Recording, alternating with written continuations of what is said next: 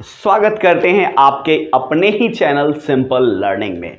तो आज हम लोग पढ़ने वाले हैं सेल के बारे में। वीडियो को देख के आपको लगता है कि आपने कुछ सीखा है, आपको कुछ मिला है इस वीडियो से, तो मेरे वीडियो को लाइक जरूर करें, कमेंट करें और अपने दोस्तों के बीच में शेयर जरूर करें। और अगर इसी तरह की वीडियो आप पसंद करते हैं तो मेरे चैनल को सब्सक्राइब कर ले और बेल आइकन को प्रेस कर दे ताकि इंस्टेंट वीडियो अपडेट आपको मिलता रहे। तो चलिए शुरू करते हैं बिना रुके हुए।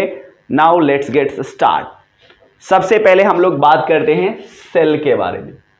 सेल होता क्या है? तो सेल को बोला जाता है कि cell is the basic structural and functional unit of any living organism.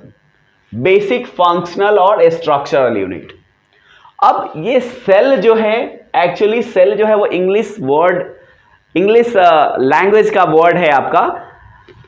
Bio में अगर हम पढ़ते हैं सेल को तो उसको हम बोलते हैं साइटो। बायोलॉजिकल नेम जो सेल का है दैट इज साइटो, और इसका स्टडी करते हैं तो उसको बोलते हैं हम लोग साइटोलॉजी। सेल के स्टडी को बोलते हैं साइटोलॉजी। और सबसे पहले डिस्कवर किया था रॉबर्ट हुक ने। सेल का डिस्कवरी रॉबर्ट हुक ने किया था। उन्होंने डेड सेल देखा था कॉक में, तो उन्होंने डिस्कवर किया था सेल को। लाइव सेल सबसे पहले लिवन हुक ने इन्वेंट किया था। पॉन्ड वाटर में देखा था उन्होंने लाइव सेल सबसे पहले। और सेल थ्योरी की बात करें तो स्लेडेन एंड स्वान, स्लेडेन और स्वान नाम के विद्वान ने सेल थ्योरी प्रपोज किया था। मतलब उन्होंने बोला था कि हमारा जो बॉडी है वो सेल से मिलकर बना हुआ है, तो इसी को हम लोग बोलते हैं सेल थ्योरी, और दिया था स्लेडेन एंड स्वान ने। अगर अब हम आगे बात करते हैं कि सबसे छोटा सेल कौन सा है। सबसे छोटा सेल, अब देखिए सबसे छोटा सेल, तो फिर यहां पे बात आ जाती है ओवरऑल, मतलब कि सारे ऑर्गेनिज्म में सबसे छोटा, या फिर ह्यूमन में। तो हम सबसे पहले बात करते हैं कि सारे ऑर्गेनिज्म में सबसे छोटा सेल तो वो होता है आपका माइकोप्लाज्मा। माइकोप्लाज्मा सबसे छोटा सेल होता है। उसके बाद सबसे बड़ा सेल की बात अगर करते हैं तो ऑस्ट्रिच का एग जो होता है वो सबसे बड़ा सेल का एक एग्जाम्पल है। उसके बाद हम आते हैं smallest cell in human. Human के अंदर सबसे छोटा सेल कौन सा होगा? तो ह्यूमन के अंदर सबसे छोटा सेल है sperm cell. Male reproductive cell है दैट इज स्पर्म सेल, और वो ह्यूमन के अंदर सबसे स्मॉलेस्ट सेल है। और सबसे बड़ा सेल ह्यूमन में, तो सबसे बड़ा सेल ह्यूमन में होता है फीमेल के अंदर जो रिप्रोडक्टिव सेल है दैट इज एग और ओवा, उसको बोलते हैं सबसे बड़ा।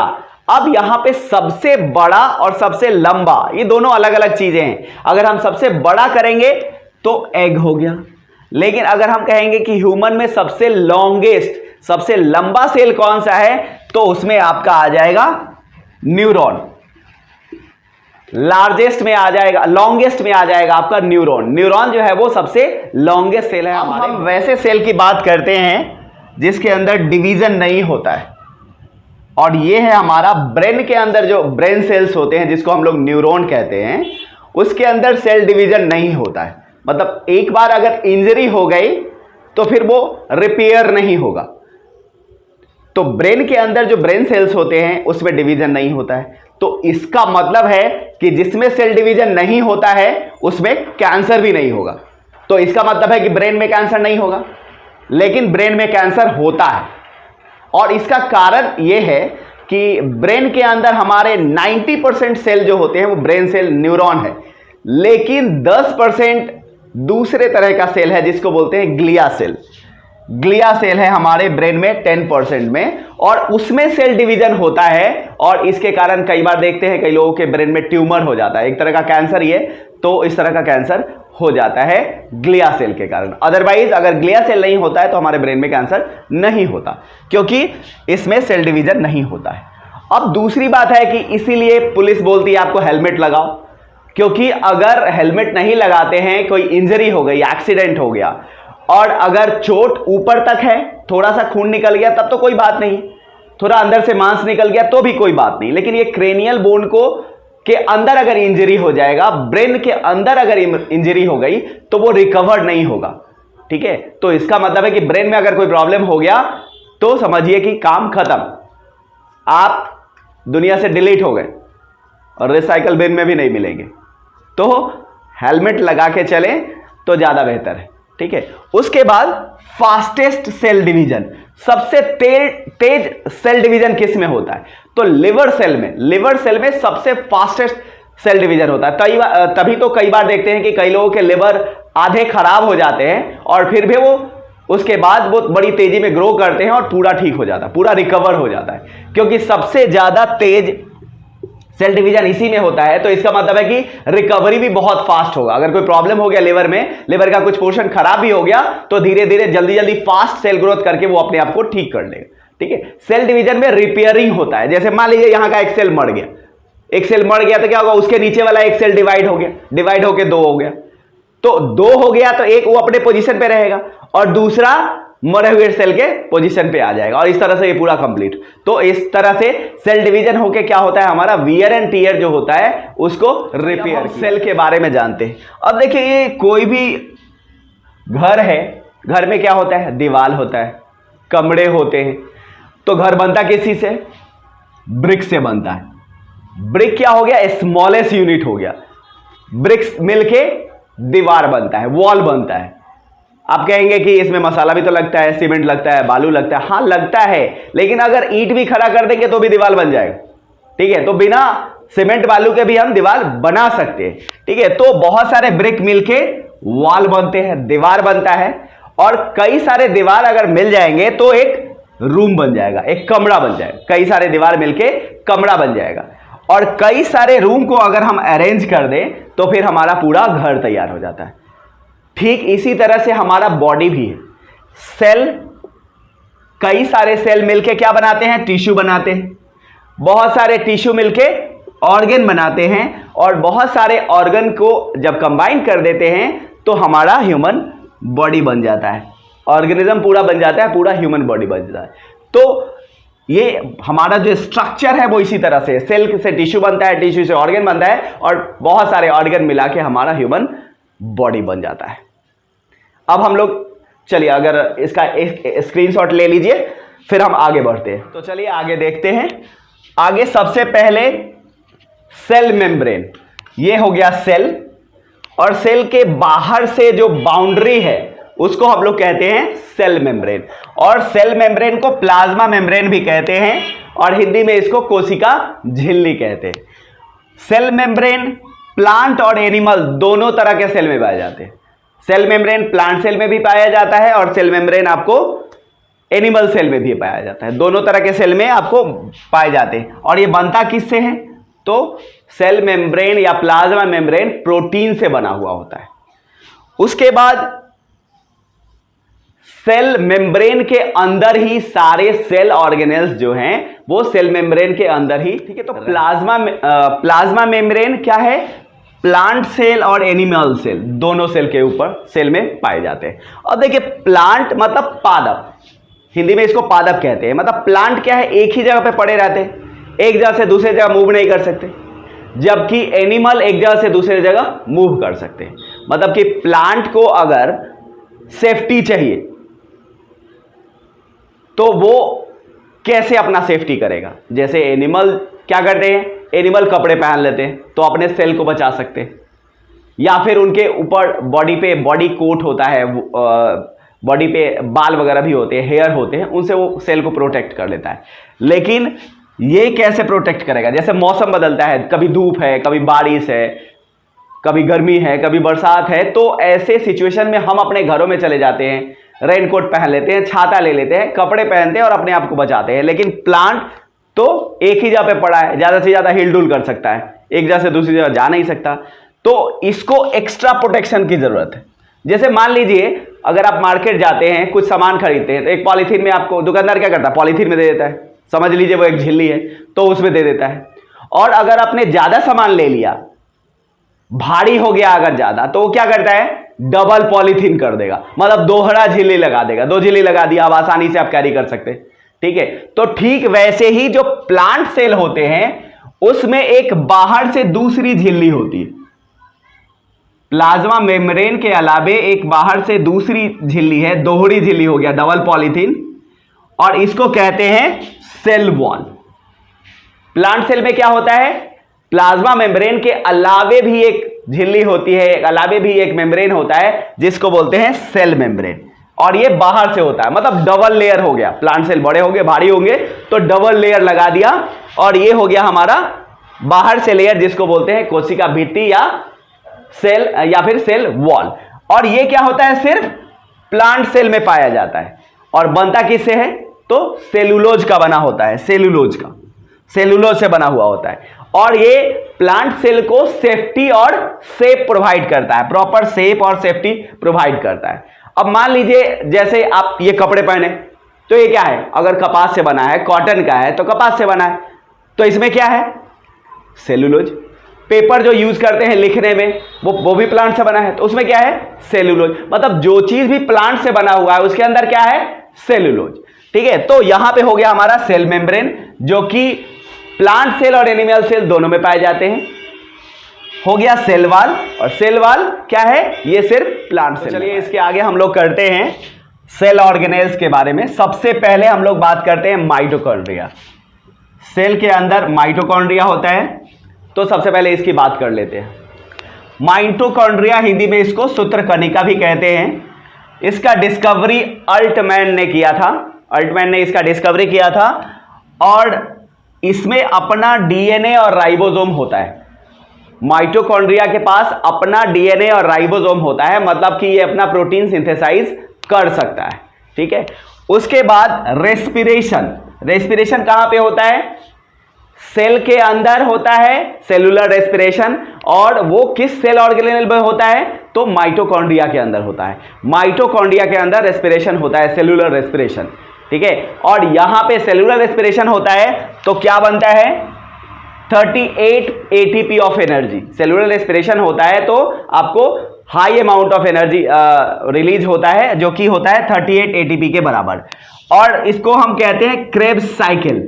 तो माइटोकॉन्ड्रिया के अंदर कौन सा साइकिल होता है, क्रेब्स साइकिल, जो ऑक्सीडेशन ऑफ फूड होता है जिसमें एनर्जी रिलीज होती है।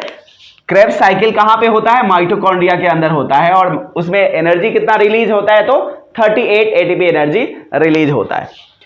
और अगर हम बात करें कि माइटोकॉन्ड्रिया के जो आंतरिक दीवार है, जो इनर वॉल है, उसको क्या कहते हैं, उसको हम लोग कहते हैं क्रिस्टी। माइटोकॉन्ड्रिया के आंतरिक दीवार को हम लोग कहते हैं क्रिस्टी।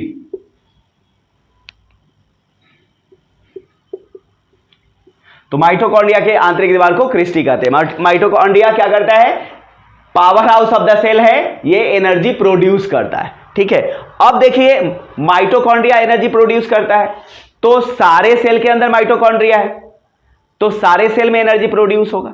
अब देखिए जैसे अभी हम पढ़ा रहे हैं तो हम क्या कर रहे हैं, बोल रहे हैं, तो उसमें क्या हो रहा है, टंग हमारा ऐसे ऐसे कर रहा है, तो हमको एनर्जी कहां चाहिए, बोलने के लिए, पढ़ाने के लिए एनर्जी कहां चाहिए, टंग में चाहिए, मुंह में चाहिए, टंग में चाहिए, और टंग हमारा कितना छोटा है, काफी छोटा है।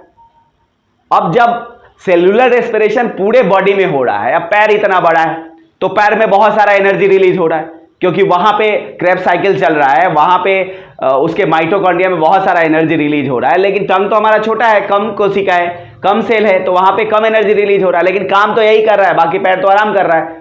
ठीक है, तो दूसरा एक सेल ऑर्गेनेल्स है जिसको बोलते हैं गोल्जी बॉडी। गोल्जी बॉडी जिसका डिस्कवरी कैमिलियो गोल्जी ने किया था, और इसका काम क्या है, ये हेल्प्स इन ट्रांसपोर्टेशन में हेल्प करता है। अब जैसे पैर में एनर्जी बन रहा है, हाथ में एनर्जी बन रहा है, हम बोल रहे हैं, तो हमको एनर्जी जीभ में चाहिए, टंग में चाहिए एनर्जी, तो ये क्या करेगा, बाकी जगहों से एनर्जी को ले आएगा और टंग को देगा, तो हम आसानी से काफी देर तक बोलते रहेंगे। नहीं तो क्या होगा, सिर्फ टंग ही एनर्जी प्रोड्यूस करता था, थोड़ी देर में फिर क्या हो जाता, थक जाता टंग। तो यहां पे क्या हो रहा है कि दूसरे सेल से, बॉडी के दूसरे पार्ट से, जहां पे एनर्जी की ज्यादा जरूरत नहीं है, गोल्जी एपरेटस या गोल्जी बॉडी क्या करता है, वहां से एनर्जी लाके जहां पे जरूरत है वहां पे पहुंचाता है। ये ट्रांसपोर्टेशन का काम करता है। तो इस तरह से ये हो गया हमारा गोल्जी बॉडी का काम, ट्रांसपोर्टेशन में हेल्प करता है। अब देखिए क्या होता है कि जब हम काम करते हैं तो हमारा एक साथ थक जाता है, हमारा बॉडी थक जाता है, तो क्या हो जाता है, पूरा बॉडी एक साथ थक जाता है। ऐसा कभी देखा है कि मेरा कमर थक गया, हाथ अभी नहीं थका है, या हाथ थक गया, पैर काम करने के लिए तैयार है। तो ऐसा नहीं होता है, ऐसा नहीं होता कि एक अंग थक जाए, एक ऑर्गन थक जाए और बाकी सब काम करने के लिए रेडी। जब थकता है तो पूरा बॉडी हमारा एक साथ थकेगा, क्योंकि यहां पे गोल्जी बॉडी क्या करता है, एक जगह से एनर्जी दूसरे जगह करता है, ठीक है। जहां पे जरूरत है वहां पे पहुंचाएगा और जहां पे जरूरत नहीं है वहां से दूसरे जगह लेके जाएगा जहां पे जरूरत है। तो बॉडी हमारा एक साथ। हम लोग पढ़ते हैं वैक्यूल के बारे में। वैक्यूल क्या है? प्लांट सेल के अंदर एक वैक्यूल होता है और काफी बड़े साइज में होता है, जबकि एनिमल सेल में छोटे छोटे वैक्यूल्स होते हैं। और वैक्यूल का काम क्या है? ये वाटर स्टोर करके रखता है, पानी स्टोर करके रखता है। हमारे शरीर में पानी को स्टोर करके रखता है कौन? वैक्यूल। आपको पता है 65 to 70% हमारे बॉडी में पानी है। मतलब कि आपके अगर 100 kg वजन है तो 65 से 70 kg क्या है? पानी है। तो इतना पानी है कहां? पेट में तो है नहीं, पेट में 1-2 लीटर से ज्यादा पानी नहीं रहेगा। तो ये सारे वाटर जो है, सारे पानी है, वो आपको वैक्यूल में, वैक्यूल के अंदर स्टोर है। अगर 1% भी पानी की कमी होगी तो हमें प्यास लगने लगती है, और 10% या उससे ज्यादा पानी की कमी होगी तो इंसान मर सकता है, ठीक है। तो क्या है आपका? वैक्यूल का काम है आपका वाटर को स्टोर रखना। वैक्यूल क्या करता है? वाटर को स्टोर करके रखता है। चलिए, तो जरूरत है तो आप स्क्रीनशॉट ले लीजिए, फिर हम आगे। अगला हम लोग पढ़ते हैं सेंट्रोसोम। अगला सेल ऑर्गेनेल्स है हमारा सेंट्रोसोम, जिसको हिंदी में तारक काय भी कहते हैं। इसका डिस्कवरी बॉबडी ने किया था और ये हेल्प करता है सेल डिवीजन में। सेल डिवीजन में हेल्प करता है। जहां भी सेल डिवीजन होगा, जिस सेल में भी सेल डिवीजन होगा, उसमें आपको सेंट्रोसोम या तारक काय पाया जाता है। अब लिवर के अंदर सेंट्रोसोम पाया जाता है, लिवर के अंदर आपका सेल डिवीजन होता है, लेकिन ब्रेन सेल के अंदर सेंट्रोसोम नहीं होता है, इसलिए ब्रेन सेल का सेल डिवीजन नहीं होता है। पहले भी मैं बता चुका हूं कि ब्रेन सेल का सेल डिवीजन नहीं होता है, क्योंकि इसके सेल के अंदर सेंट्रोसोम नहीं पाया जाता है, और लिवर में होता है। और सबसे तेज सेल डिवीजन कहां पे होता है? तो लिवर में होता है, ठीक है। आगे पढ़ते हैं हम लोग एंडोप्लाज्मिक रेटिकुलम, जिसको हम लोग बोलते हैं अंतःप्रदव्य जालिका भी कहते हैं, हिंदी में इसको अंतःप्रदव्य जालिका। यह है हमारा एंडोप्लाज्मिक रेटिकुलम। और यह क्या करता है? इंटरनल स्केलेटल, मतलब कि आंतरिक कंकाल का काम करता है, अंदर से एक स्ट्रक्चर प्रोवाइड करता है। नहीं तो क्या होगा? ये नहीं होगा तो सेल क्या पिचक जाएगा, ठीक है, पिचक जाएगा। ये अंदर से एक स्केलेटल प्रोवाइड करता है आपका एंडोप्लाज्मिक रेटिकुलम। और एंडोप्लाज्मिक रेटिकुलम क्या होता है? 2 तरह का होता है। एक है आपका ACR, स्मूथ एंडोप्लाज्मिक रेटिकुलम, और दूसरा है RER, rough endoplasmic reticulum. Smooth endoplasmic reticulum का काम क्या है? ये फैट का सिंथेसिस करता है, ठीक है। स्मूथ है, फैट कैसा होता है? स्मूथ, चिकना। तो ACR जो है वो आपको फैट का सिंथेसिस करता है, जबकि RER, रफ एंडोप्लाज्मिक रेटिकुलम। ये रफ क्यों है? क्योंकि इसमें राइबोसोम पाया जाता है, इंबेडेड होता है इसमें, डॉट डॉट करके जो दिख रहा है, ribosome is embedded in this. तो RER में क्या होता है? राइबोसोम होता है, और राइबोसोम के अंदर ही प्रोटीन का सिंथेसिस होता है। तो रफ RER में क्या होता है? आपको राइबोसोम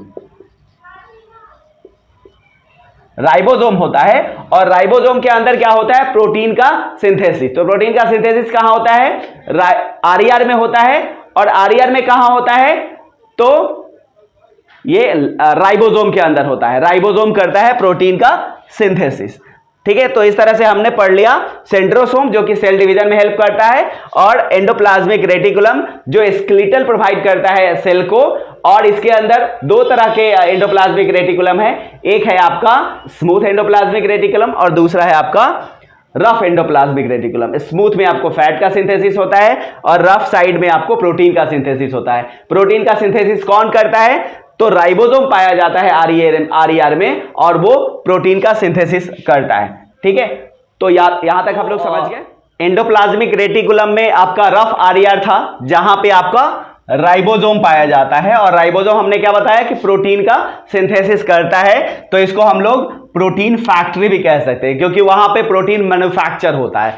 राइबोसोम का खोज पलाडे ने किया था, और यहां पे राइबोसोम के अंदर क्या होता है? प्रोटीन सिंथेसिस होता है। अब राइबोसोम का साइज ही अलग अलग होता है, तो 2 साइज में राइबोसोम पाया जाता है, और इसका साइज जो है एक अलग तरीके से निकाला जाता है, और इसको बोलते हैं हम लोग सेडिमेंटेशन कोफिशिएंट। अब सेडिमेंटेशन कोफिशिएंट क्या होता है? इसको ऐसे समझ लीजिए, जैसे मान लीजिए कि पानी है, पानी के अंदर दो चीजों को हमने गिराया।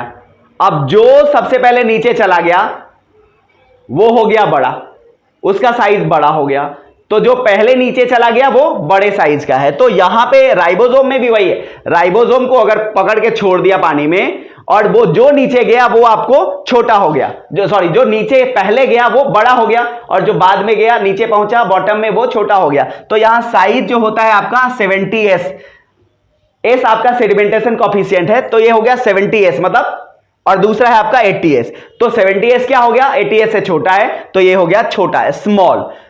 तो 70s का जो राइबोसोम है वो आपको प्रोकैरियोटिक सेल के अंदर पाया जाता है, और 80s में क्या हो गया, साइज बड़ा हो गया, लार्ज हो गया, तो ये आपका यूकैरियोटिक सेल के अंदर पाया जाता है।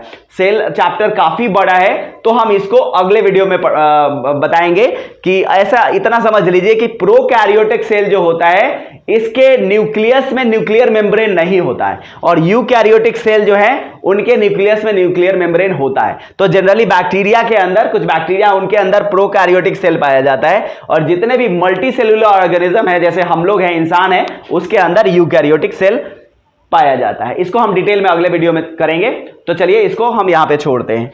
उसके बाद है न्यूक्लियस की बारी आती है, ठीक है। तो राइबोसोम के बाद हम न्यूक्लियस की बात कर लेते हैं। न्यूक्लियस को हम लोग क्या कह सकते हैं, ब्रेन ऑफ सेल भी कह सकते हैं। ब्रेन ऑफ सेल होता है क्योंकि सारा सेल ऑर्गेनेस और सारा सेल का कंट्रोलिंग सिस्टम किसके पास है, तो न्यूक्लियस के पास है। और इसको खोजा था किसने, रॉबर्ट ब्राउन ने। रॉबर्ट ब्राउन ने न्यूक्लियस को खोजा था। तो डिस्कवरी की बात करते हैं तो रॉबर्ट ब्राउन ने डिस्कवर किया था न्यूक्लियस, और इसको हम लोग ब्रेन ऑफ सेल भी कहते हैं, मतलब सेल का दिमाग है सारा, मतलब ये वैक्यूल काम कर रहा है कि नहीं, माइटोकॉन्ड्रिया काम कर रहा है कि नहीं, राइबोसोम, ईआर, सेंट्रोसोम ये सारा काम कर रहा है कि नहीं, ये सारा देखरेख कौन करता है, आपको न्यूक्लियस करता है। ऑर्डर कौन देता है, न्यूक्लियस करता है। तो ये सारा काम सारा जो है वो आपको न्यूक्लियस के अंदर आता है। न्यूक्लियस के अंदर क्रोमोसोम पाए जाते हैं और डीएनए और आरएनए भी पाए जाते हैं। ये भी एक अलग वीडियो में हम लोग पढ़ेंगे। क्रोमोसोम हेरिडेटरी मटेरियल बोलते हैं, डीएनए ये सब क्या है, हेरिडेटरी मटेरियल है, एक से दूसरे जनरेशन में जो सेल का कैरेक्टरिस्टिक्स है वो जाता है इसके थ्रू। तो इसके बारे में हम लोग डिटेल में पढ़ेंगे नेक्स्ट वीडियो में, ठीक है। तो हमारे न्यूक्लियस के अंदर प्रोटीन जो होता है वो लगभग 80% होता है और डीएनए 10% होता है। बाकी का अदर सब्सटेंस जो है वो 10% होता है। चलिए अगला है हमारा लाइसोसोम, और लाइसोसोम की खोज की थी डी दुबे ने। डुबे ने लाइसोसोम की खोज की थी, और इसके अंदर हाइड्रोलिटिक एंजाइम होता है जिसका पीएच लगभग 4 से 5 के बीच में होता है। इसका पीएच 4 से 5 होता है, और ये किसी भी कोशिका को डाइजेस्ट करने के लिए सफिशिएंट है। मतलब कि अगर लाइसोसोम फट जाए तो पूरे सेल को वो डाइजेस्ट कर सकता है, इसीलिए इसको सुसाइडल बैग भी कहते हैं, suicidal bag. Why lysosome is called suicidal bag? Because if lysosome burst, it can digest all the cell. पूरे सेल को ये डाइजेस्ट कर सकता है, ठीक है। इसको एटम बम भी कहा जाता है, सेल का एटम बम भी कहा जाता है आपको लाइसोसोम को, क्योंकि ये अगर फट गया तो पूरा सेल डेड हो जाएगा, ठीक है। उसके बाद आरबीसी के अंदर लाइसोसोम नहीं पाया जाता है। आरबीसी एक ऐसा सेल है जिसमें लाइसोसोम नहीं पाया जाता है, तो वो कहां मरेगा, तो सारा आरबीसी कहां जाता है, 120 दिन ही लाइफ होता है उसका, तो वो स्प्लिन के अंदर जाके मर जाता है, ठीक है। स्प्लिन के अंदर जाता है और मर जाता है। और लाइसोसोम कितना जरूरी है, अगर मान लीजिए यहां का सेल मर गया, ठीक है, मर गया तो कौन इसको खत्म करेगा, तो लाइसोसोम अगर नहीं होगा तो ये तो पड़ा पड़ा रहेगा, सड़ने लगेगा, पड़ा पड़ा रहेगा, सड़ जाएगा, और भी बीमारी हो सकती है। तो इसका काम है कि क्या करता है, इसके ऊपर हाइड्रोलिटिक एंजाइम छिड़क देता है, छोड़ देता है, और फिर वो क्या होता है, वो उसको गला देता है, खत्म हो जाता है, ठीक है। मान लीजिए कोई सेल है, सेल का माइटोकॉन्ड्रिया काम करना बंद कर दिया, अब क्या है, सेल में एनर्जी बन ही नहीं रही है, तो बेकार हो गया वो सेल। तो क्या करेगा आपका लाइसोसोम, उस पर थोड़ा सा छिड़क देगा अपना हाइड्रोलिटिक एंजाइम, क्या होगा, माइटोकॉन्ड्रिया और पूरा सेल आपका डेड हो गया, खत्म हो गया। जैसे कई बार कहीं पे चोट लग जाता, हाथ पे चोट लग जाता, पूरा काला पड़ जाता। अब मान लीजिए चोट लगा और यहां जितने सारे सेल थे सारा लाइसोसोम ही मर गया, पहले खत्म, तो फिर छिड़केगा कौन, तो उसके आसपास के जो सेल होते हैं वो थोड़ा थोड़ा, उसके आसपास के सेल में जो लाइसोसोम होता है वो थोड़ा थोड़ा छिड़क देते हैं हाइड्रोलिटिक एंजाइम, और धीरे धीरे फिर देखते हैं 10-15 दिन में धीरे धीरे काला हट जाता है, ठीक हो जाता है, ठीक है। तो सुसाइडल बैग कहते हैं हम लाइसोसोम को। और इसका काम क्या है, जो कोशिका डेड हो जाता है या फिर इसके अंदर इन्वेडर चला जाता है, काम करना बंद कर देता है, तो उसको डिस्ट्रॉय करना लाइसोसोम का। अगला है हमारा प्रोटोप्लाज्म।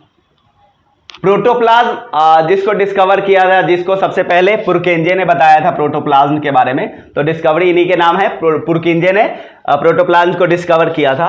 प्रोटोप्लाज्म में लगभग 80% वाटर पाया जाता है। इसमें सब ज्यादातर पानी है, 80% पानी है। और प्रोटोप्लाज्म दो तरह का है आपका, साइटोप्लाज्म और न्यूक्लियोप्लाज्म। इन दोनों को मिला के बोला जाता है प्रोटोप्लाज्म, ठीक है। तो साइटोप्लाज्म क्या है, आपका सेल के अंदर जो लिक्विड पार्ट है, सेल के अंदर जो लिक्विड है उसको हम लोग बोलते हैं साइटोप्लाज्म, ठीक है। और जो न्यूक्लियस के अंदर लिक्विड है उसको बोलते हैं न्यूक्लियोप्लाज्म। तो सेल के अंदर जो लिक्विड है दैट इज साइटोप्लाज्म, और जो न्यूक्लियस के अंदर जो लिक्विड है उसको बोलते हैं हम लोग न्यूक्लियोप्लाज्म। और इन दोनों को मिला देंगे तो होता है हमारा प्रोटोप्लाज्म। तो इस तरह से आपका प्रोटोप्लाज्म क्या है, साइटोप्लाज्म और न्यूक्लियोप्लाज्म को मिला के बनता है हमारा। पसंद आए तो लाइक जरूर करना, शेयर अपने दोस्तों के बीच में जरूर करें ज्यादा से ज्यादा, इससे हमें मोटिवेशन मिलता है। तो मिलते हैं नेक्स्ट वीडियो में सेल पार्ट 2 में, और सेल के बारे में और जानते हैं। और तब तक के लिए ओके, बाय बाय।